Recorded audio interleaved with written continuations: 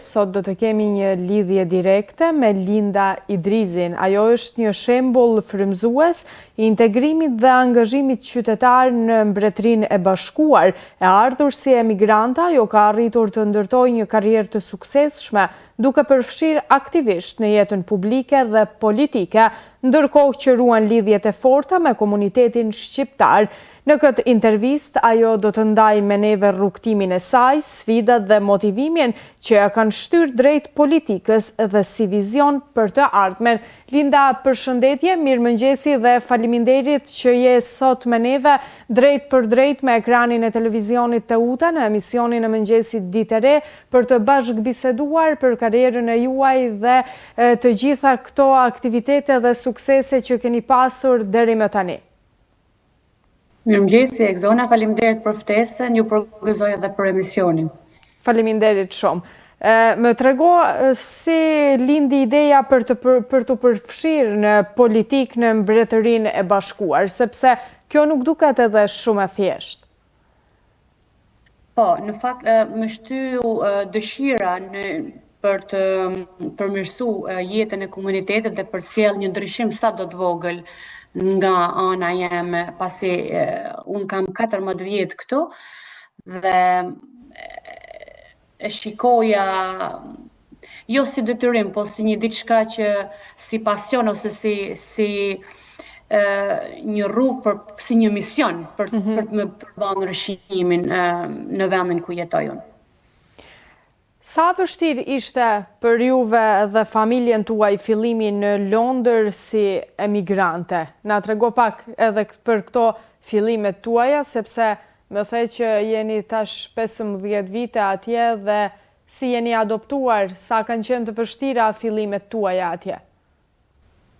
Shiko, fillimi nuk është i lehtë para asnjë emigrant, të flasim drejtën, dhe gjithmonë përballena me sfida të ndryshme, si për shembull disa tjerë përballen me sfidat e gjuhës, me integrimin, me ndërtimin e një jete të re, me shumë gjëra. Se ti do ta fillosh nga e para. Unë e kisha faktikisht them drejtën në një farë mënyrë të vështirë, sepse duke marrë parasysh se t'ilën gjithë familjen, gjithë integrimin tanë në Shqipëri, dhe do të fillosh nga para, ka qenë një fije e vështirë, do të kisha thënë po, ka qenë e vështirë, edhe besoj që gjithë shqiptarët mund ta gjejnë veten si unë. Fillimi nuk është i lehtë, shumë i vështirë. Sepse ti je një vend të ri, unë pavarësisht se nuk është se e kisha shumë problem gjuhën, isha diku 50%, po prap nuk është e lehtë, nuk është të angazhohesh në një vend të huaj, por asnjë. Çfarë ju motivoi të kandidoni për Këshillin Bashkiak në Sorrej?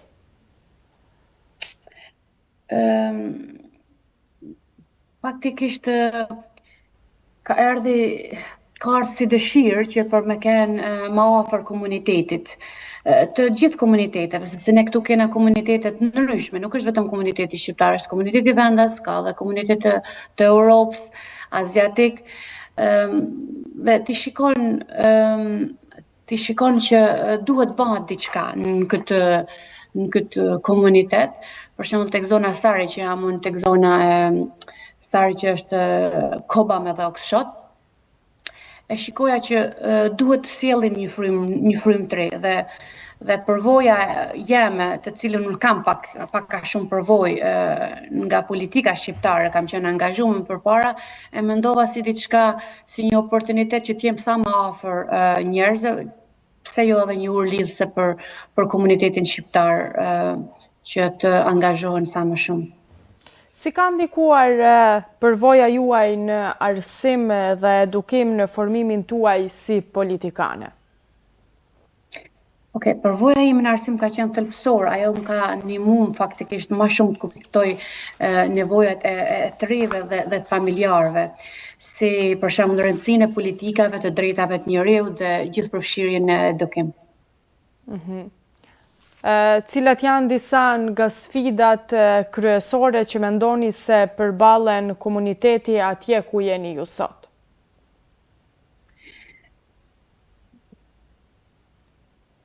janë shumë egzona.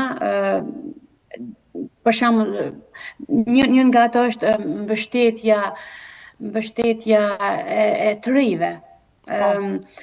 Po ta shikosh, nuk është e njëjtë siç është në politikën shqiptare dhe në politikën britaneze.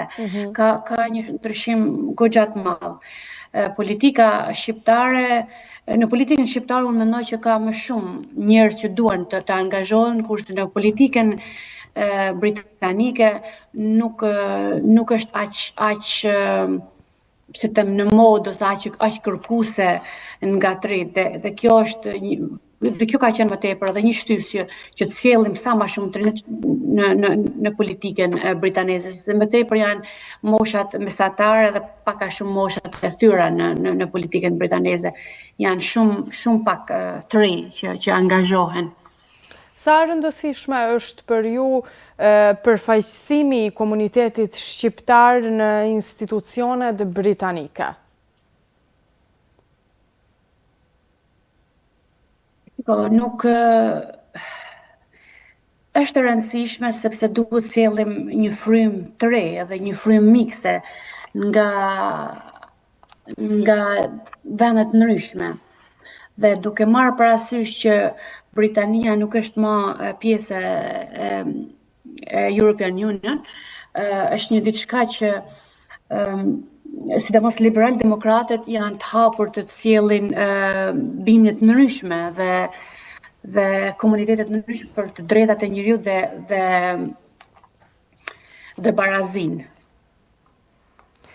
A mendoni se diaspora shqiptare në Angli është e mjaftueshme dhe duke u përfaqësuar në politikë? Jo, nuk mendoj që është e mjaftueshme, por ka potencial të madh dhe duhet më shumë mbështetje për organizimin dhe për kushtimin e njerëzve të ri që duhet të hyjnë në politikë. Ju së fundmi jeni deklaruar edhe si ambasadore e paqes. Më tregoni si është kjo ndjenjë për juve?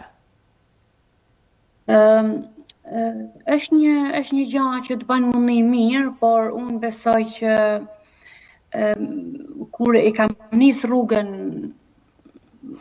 për politikë ose për çfarë do lloj nisme, e kam nis si mision. Dhe gjatë këtyre viteve ka qenë diçka që unë shumë herë kam punuar si vullnetare, qoftë në shkolla, qoftë në Këshillin Bashkiak që jam angazhu, dhe e kam shikuar gjithmonë si një mision që të bëj gjëra të bukura për vendin të qoftë për shqiptar, qoftë për vendin këtu. Dhe kur e mora këtë titull, kuptohet që të bën mundi mirë, por si puna jeme ka shumë njerëz që unë do doja që ta ndaja këtë titull me gjithë secilin nga ne, sepse ka edhe shumë shqiptar tjerë të cilët po ashtu si unë bajnë gjëra të bukura të cilët nuk i shohim, janë të padukshëm për një arsye ose një tjetër dhe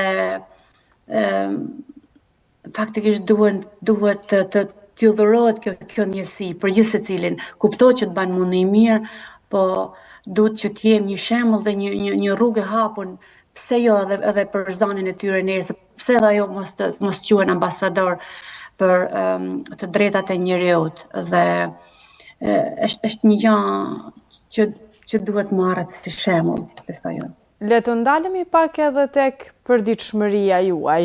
Si arrini ti balanconi jetën familjare si nënë e 3 vajzave me angazhim politik? Është kjo e vështirë? Faktikisht mbështetja familjare është një thelb kyç dhe përpiqem që të ruaj ekuilibrin e shëndetshëm midis familjes dhe punës dhe politikës, sepse kur merr këtë rrugtim nuk është e lehtë tek zona dhe do të them që ka ato challenge-et e veta, sepse ti duhet t'jesh nënë e 3 fëmijëve, duhet t'jesh tek shtëpia, duhet t'jesh tek angazhimet e tuaja politike. Është e vështirë, po mundohem që t'i balancoj. Cilat janë për ty, Linda, ato prioritete kryesore që ju i keni në vazhdimsi?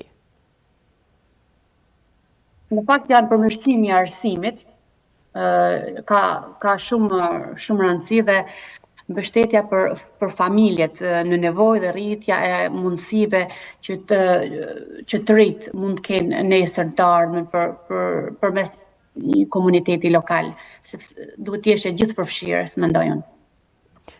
Çfarë do t'i thoni të gjithëve shqiptarëve që janë emigrantë dhe jetojnë jashtë vendlindjes së tyre, që duan një jetë më të mirë nga ana intelektuale dhe sa është e vështirë kjo për t'u arritur në vende jashtë vendlindjes së tyre?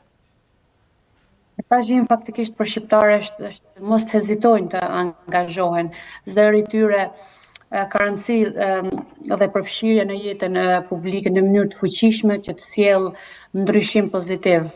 Dhe nëse ëndrat e tyre i kanë, siç i themi në një zyrtar, asnjëherë mos të hezitojnë që të hapin atë zyrtar dhe ta nisin nga diku, por gjithmonë duhet ta shikojnë si një mision, mos ta shikojnë si një punë ose si një gjë e mërzitshme, por ta shikojnë si një mision, sepse nganjëherë ndryshimi fillon tek vetja, tek ne. Sa do ndryshim, nëse unë bëj një ndryshim vogël ose ti ose dikush tjetër, bëhet një ndryshim i madh. Dhe kjo është një gjë shumë e rëndësishme. Linda, unë të uroj shumë suksese në punën tënde. Faleminderit edhe një herë që zgjodhët dritaren mediatike këtu në qytetin e Ulqinit dhe të uroj shumë suksese. Shpresojmë që përsëri të jemi së bashku në një bashkëbisedim tjetër për sukseset e juaja të radhës.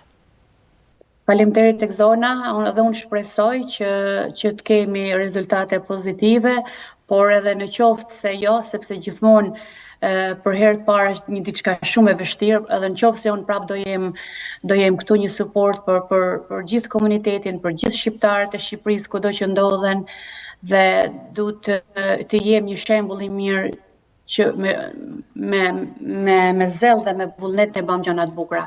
Ju faleminderit dhe një ditë të mbarë.